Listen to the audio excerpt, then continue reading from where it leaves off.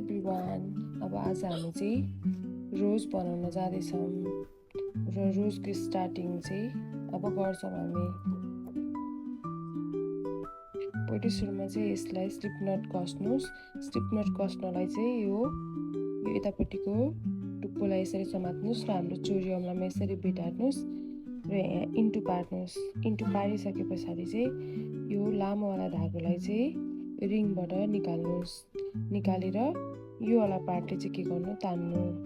तानिसकेपछि हाम्रो sleep not बन्छ र यसमा चाहिँ हामीले के गर्छौँ भन्दाखेरि अब कुरुस राखेर चाहिँ एडजस्ट गर्छौँ कतिको चाहिँ हामीलाई चाहिन्छ भनेर।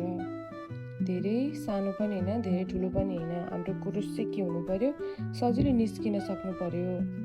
र अब हामी चाहिँ यसलाई यसरी यसरी धेरै लामो पनि होइन, यतिको लामो गरेर चाहिँ के गर्छौँ, हातमा बेटार्छौँ। हातमा पनि कति बेटार्छौँ त भन्दाखेरि यसले ट्याक्क यहाँ समाउन मिलोस्, यसरी समाउन मिल्ने गरेर बेटार्छौँ र कुरुसलाई चाहिँ यो धागोको मुन्नीपट्टिबाट लगेर यसरी तान्छौँ। यसलाई हामीले के भन्छौँ, चेन भन्छौँ। चेन तान्छौँ। चेन कतिवटा तान्छौँ त 43 वटा चेन तान्छौँ गनिकन।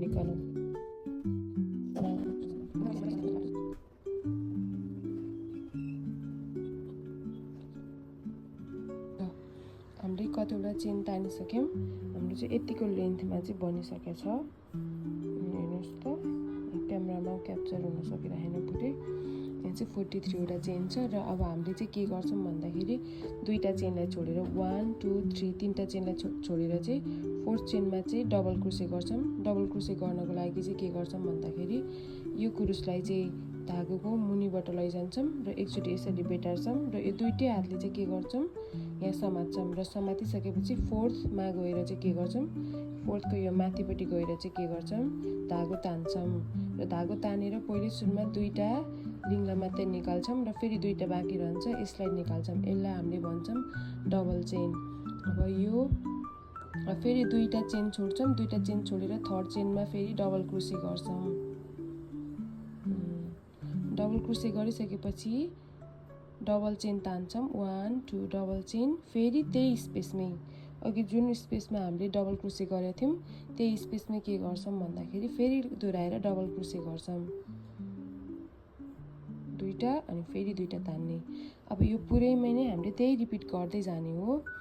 दुईवटा छोड्ने, 1 2 छोड्ने र के गर्ने, डबल क्रोसे भने कस्तो हो, एकचोटि घुमाउने र दुईवटा छोड्ने यो, अनि त्यो पछाडि के गर्ने, अर्को थर्ड वानमा गएर यसरी तान्ने। तीनवटा रहन्छ, तीनवटा मध्ये दुईवटा तान्ने, दुईवटा तानिसकेपछि दुईवटा बाँकी रहन्छ, त्यो दुईवटालाई नि तान्ने।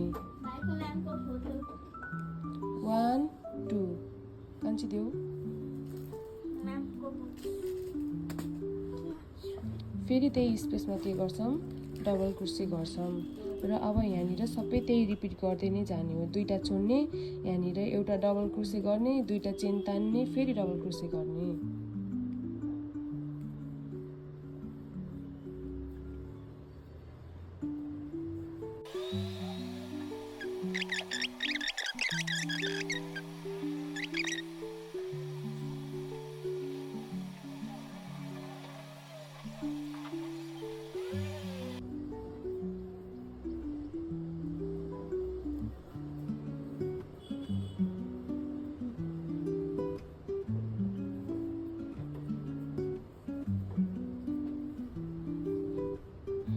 गरेर भ्याइसकेपछि अब फेरि हामी के गर्छौँ त भन्दाखेरि यहाँ इन्डमा आएर चाहिँ तीनवटा चेन तान्छौँ, 1 2 3 तीनवटा, 1 2 3 तीनवटा चेन तान्यौँ र यसलाई चाहिँ अब हामीले यसरी फर्काउँछौँ। फर्काइसकेपछि अब हामीले काम गर्ने भनेको यसमा हामीले अघि जहाँ चाहिँ दुईवटा चेन तानेको थियौँ नि त्यो स्पेसमा चाहिँ हामीले के गर्छौँ, अब काम गर्ने हो। यो स्पेसलाई चाहिँ हामीले केही पनि गर्दैनौँ। यो स्पेसमा काम गर्ने, यो छोडिदिने, यो स्पेसमा काम गर्ने, यो छोडिदिने, एउटा एउटा भनेर बुझ्नुभयो नि हुन्छ। एउटामा काम गर्ने, एउटा छोडिदिने गर्नुभयो नि हुन्छ। र अब हामीले के गर्छौँ, यसमा पनि एउटा डबल क्रोसे तान्छौँ, फेरि अर्को डबल क्रोसे, दुईवटा डबल क्रोसे गऱ्यौँ। दुईवटा डबल क्रोसे गरिसके पछाडि एउटा दुईवटा चेन तान्छौँ। त्यो चेन तानिसकेपछि फेरि के गर्छौँ, यसमा डबल क्रोसे तान्छौँ। फेरि अर्को पनि डबल क्रोसे त्यही ठाउँमा गर्छौँ।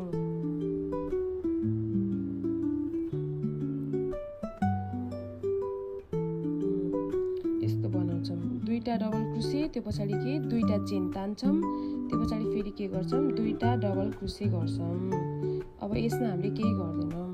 अब फेरि जान्छौँ केसमा, यसमा यसलाई छोड्छौँ र यसलाई छोडेर यो दुईटा हामीले दुईटा चेन तानेको थियौँ नि अघि, हो यसमा चाहिँ के गर्छौँ फेरि दुईटा डबल क्रोसे गर्छौँ। 1 2 र 1 2 दुई चेन तान्यौँ र अब के गर्छौँ फेरि दुईटा डबल क्रोसे गर्छौँ। 1 2 केमा भन्यो एउटै ठाउँमा एकै ठाउँमा। अब सबै यति सबैमा के गर्दै जाने हो त्यही रिपिट गर्दै जाने हो। अर्को अब हामीले यो कामलाई चाहिँ फर्काउनको लागि के गर्छौँ एकचोटि 1 चेन एउटा चेन तान्छौँ र हाम्रो कामलाई के गर्छौँ यसरी फर्काउँछौँ। फर्काइसकेपछि अब हामीले काम गर्ने भनेको यसमा हाम्रो दुईटा डबल क्रोसे गरेर चाहिँ दुईटा चेन छ नि यो बिचमा, हो यो टेम्पल जस्तो यसरी चुच्चो बनाएको छ नि, हो यसमा चाहिँ के गर्ने हो काम गर्ने हो। अब यसमा के गर्छौँ भन्दाखेरि 10 वटा चाहिँ डबल क्रोसे गर्छौँ। डबल क्रोसे भने कस्तो हजुरहरूलाई थाहा भइसक्यो अब त कस्तो, एकचोटि यसरी घुमाउने, त्यो पछाडि यसरी धागो तान्ने, 3टा रहन्छ, त्यो पछाडि दुईटालाई तान्ने अनि दुईटा रहन्छ फेरि दुईटालाई तान्ने। अब यही नै के गर्ने 10 चोटि दोहोऱ्याउने।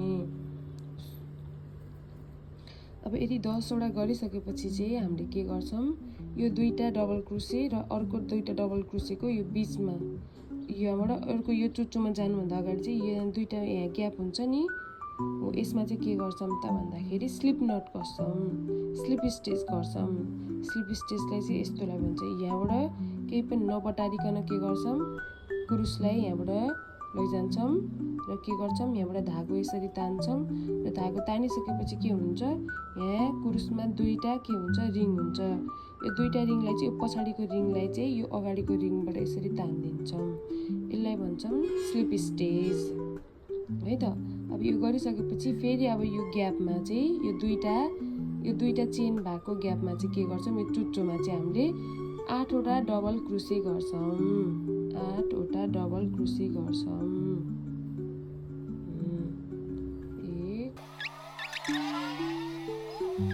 अब 8 वटा डबल क्रोसे गरिसके पछाडि फेरि के गर्छौँ यो दुईटा डबल चेन के डबल क्रोसे अनि फेरि अर्को डबल क्रोसेको बिचमा यहाँ ग्याप छ नि, यसमा के गर्छौँ स्लिप स्टिच गर्छौँ।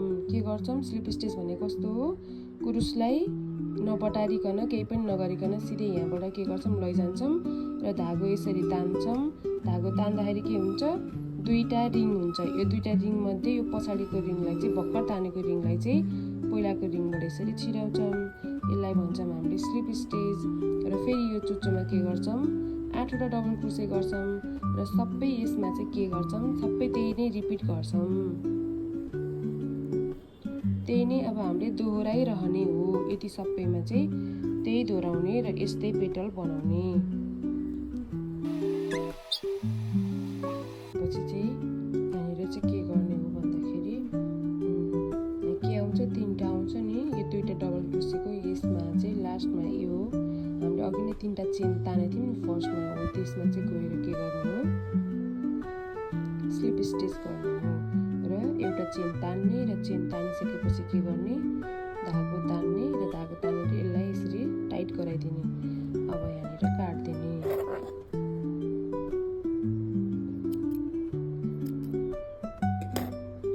काटिसकेपछि यो धागोलाई तान्दिने, त्यो पछि हाम्रो के भयो रोज बन्यो। पेटल बनाउन जाँदैछौँ। पेटलको लागि चाहिँ हामीले के गर्छौँ त भन्दाखेरि स्लिप नट कसेर 4 वटा चेन तान्छौँ, 1 2 3 4 4 वटा चेन तानेर चाहिँ फर्स्ट चेनमा चाहिँ के गर्छौँ स्लिप स्टिच गर्छौँ, स्लिप स्टिच गर्छौँ अनि त्यो पछाडि यो वाला रिङमा चाहिँ हामीले double crochet half double crochet गर्ने हो र त्योभन्दा पहिला चाहिँ 1 2 दुईटा चेन तानेर चाहिँ 15 वटा हाफ डबल क्रोसे गर्छौँ। यहाँनिर यो रिङमा चाहिँ यसमा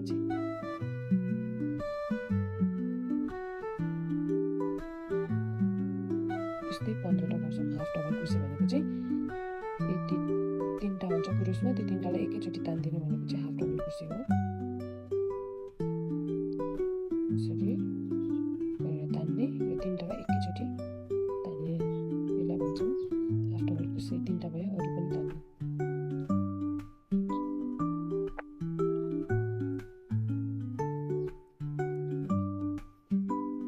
15वटा भयो र 15वटा भइसकेपछि चाहिँ हामीले के गर्छौँ त भन्दाखेरि यतापट्टिको चाहिँ इन्डमा यसमा गएर चाहिँ के गर्छौँ, स्लिप स्टिच गर्छौँ।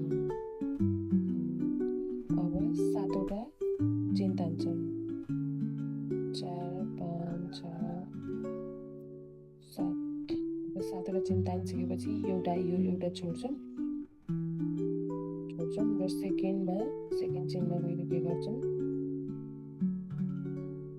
सिंगल क्रोसे गर्छौँ। त्यो पछाडि यसमा हाफ डबल क्रोसे गर्छौँ। त्यो पछाडि अर्कोमा पनि हाफ डबल क्रोसे नै गर्छौँ। अब बाँकी रहेको यो दुईटामा, 4वटामा हाफ डबल क्रोसे 1 2 भइसक्यो। अब 2वटामा हाफ डबल क्रोसे गरेर इन्डमा डबल क्रोसे गर्छौँ।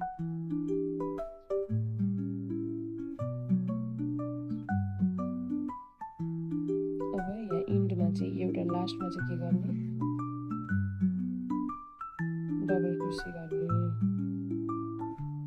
यस्तो भयो। अब यसलाई चाहिँ यहाँ तलको यसमा चाहिँ 1 2 जोड्ने र 3औँमा गएर के गर्ने, स्लिप स्टिच गराइदिने। यसरी स्लिप स्टिच गराइसकेपछि फेरि यही रिपिट गर्ने, 7वटा चेन तान्ने गर्दै यसरी चाहिँ हाम्रो कतिवटा बन्छ, 5वटा पेटल बन्छ।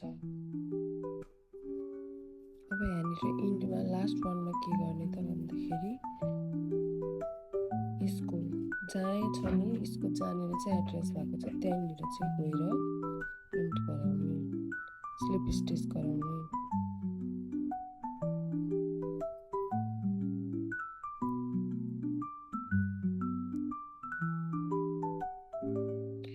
यति भइसकेपछि एउटा चेन तान्ने, यसलाई यसरी तन्काउने र काट्दिने।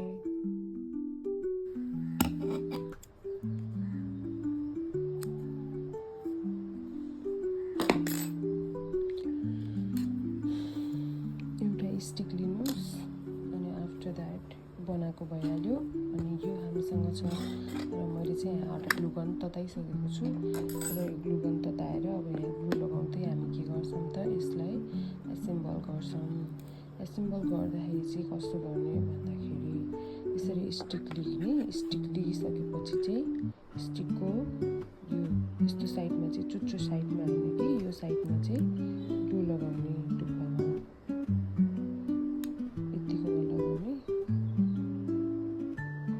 अनि त्यो पछाडि के गर्ने त भन्दाखेरि हामीले यो 10वटा पेटल चाहिँ बनाएको थिएनौँ, यो 10वटा डबल क्रोसे गरेको वाला पार्टबाट चाहिँ यसलाई बेटार्ने, यहाँ टप्प राख्ने र यसलाई मजाले एट्याच हुन दिने।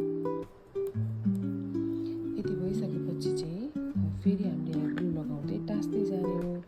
ग्लु चाहिँ कहाँ लगाउनुहोस् भन्दाखेरि यो बिचमा लगाउनु भयो भने चाहिँ हुन्छ है त, सजिलो हुन्छ। के गर्ने अब यसलाई यही लेभलमा मिलाएर बिस्तारै के गर्ने, बटाउँदै जाने। भन्दाखेरि ग्लु लगाउने, यस्तो पार्टमा ग्लु लगाउने यतिसम्म, अनि के गर्ने बेटार्ने। हेर्नु है त्यहाँ कसरी बेटारिरहेको छ भनेर। यस्तो बिचको ग्यापमा चाहिँ यस्तो पेटल पऱ्यो भने राम्रो